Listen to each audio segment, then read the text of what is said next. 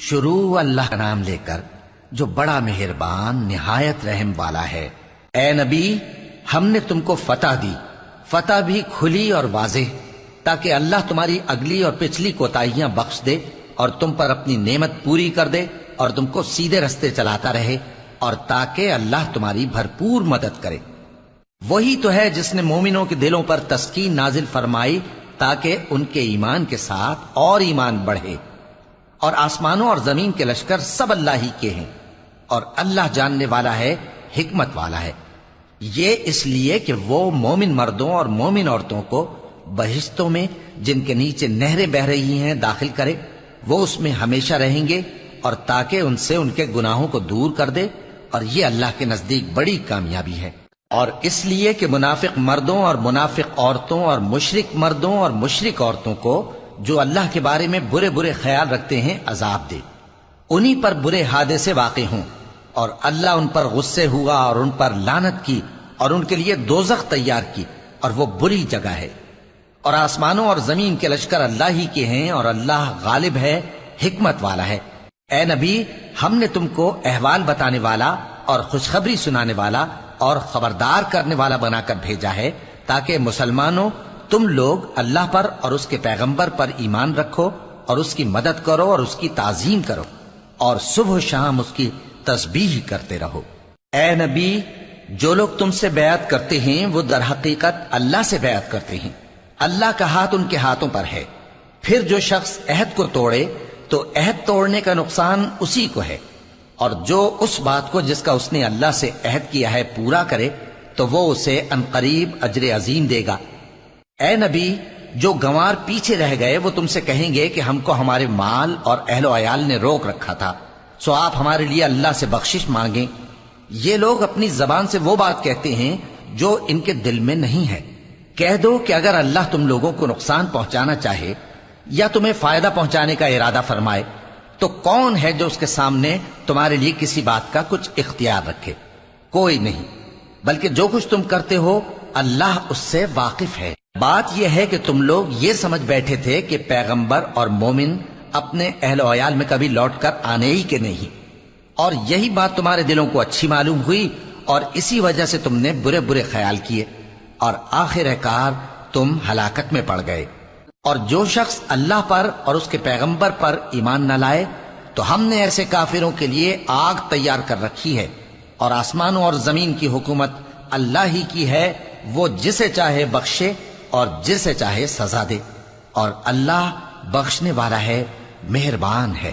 جب تم لوگ مال غنیمت لینے چلو گے تو جو لوگ پیچھے رہ گئے تھے وہ کہیں گے ہمیں بھی اجازت دیجئے کہ آپ کے ساتھ چلیں۔ یہ چاہتے ہیں کہ اللہ کے قول کو بدل دیں۔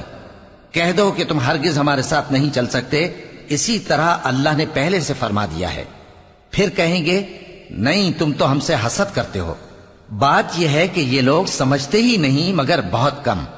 اے نبی، جو گنوار پیچھے رہ گئے تھے ان سے کہہ دو کہ تم جلد ایک سخت جنگجو قوم کے ساتھ جنگ کے لیے بلائے جاؤ گے، ان سے تم یا تو جنگ کرتے رہو گے یا وہ ہار مان لیں گے۔ اگر تم حکم مانو گے تو اللہ تم کو اچھا بدلہ دے گا، اور اگر منہ پھیر لوگے جیسے پہلی دفعہ پھیرا تھا تو وہ تم کو بڑی تکلیف کی سزا دے گا۔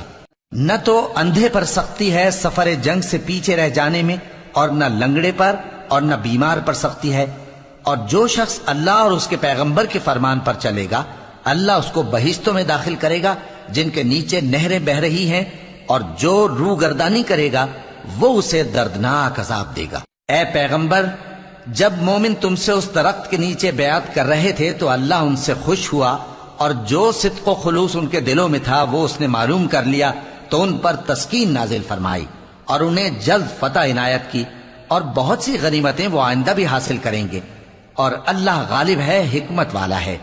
اللہ نے تم سے بہت سی غنیمتوں کا وعدہ فرمایا ہے کہ تم ان کو حاصل کرو گے، پھر اس نے یہ غنیمت تمہیں جلدی سے دلوا دی، اور لوگوں کے ہاتھ تم سے روک دیے۔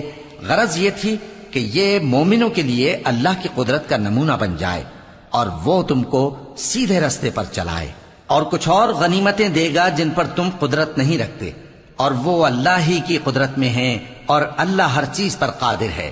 اور اگر تم سے کافر لڑتے تو وہ پیٹ پھیر کر بھاگ جاتے، پھر وہ کسی کو نہ دوست پاتے اور نہ مددگار۔ یہی اللہ کی عادت ہے جو پہلے سے چلی آتی ہے، اور تم اللہ کی عادت میں کبھی تبدیلی نہ پاؤ گے۔ اور وہی تو ہے جس نے تم کو ان کافروں پر فتح یاب کرنے کے بعد سرحد مکہ میں ان کے ہاتھ تم سے اور تمہارے ہاتھ ان سے روک دیے، اور جو کچھ تم کرتے ہو اللہ اس کو دیکھ رہا ہے۔ یہ وہی لوگ ہیں جنہوں نے کفر کیا اور تم کو مسجد حرام سے روک دیا، اور قربانیوں کو بھی کہ اپنی جگہ پہنچنے سے رکی رہیں۔ اور اگر ایسے مسلمان مرد اور مسلمان عورتیں نہ ہوتی جن کو تم جانتے نہ تھے کہ اگر تم ان کو پامال کر دیتے تو تم کو ان کی طرف سے بے خبری میں نقصان پہنچ جاتا، تو بھی تمہارے ہاتھ فتح رہتی، مگر تاخیر اس لیے ہوئی کہ اللہ اپنی رحمت میں جس کو چاہے داخل کر لے۔ اور اگر دونوں فریق الگ الگ ہو جاتے تو جو ان میں کافر تھے ان کو ہم دکھ دینے والا عذاب دیتے۔